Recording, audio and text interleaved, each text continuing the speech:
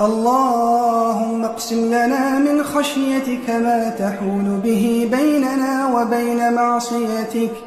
ومن طاعتك ما تبلغنا به جنتك، ومن اليقين ما تهون به علينا مصائب الدنيا، ومتعنا اللهم بأسماعنا وأبصارنا وقواتنا أبدا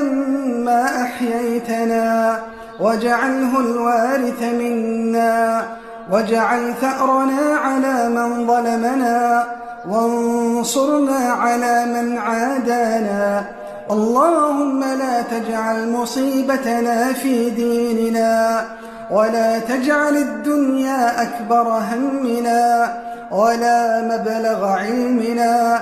ولا تسلط علينا بذنوبنا من لا يخافك فينا ولا يرحمنا.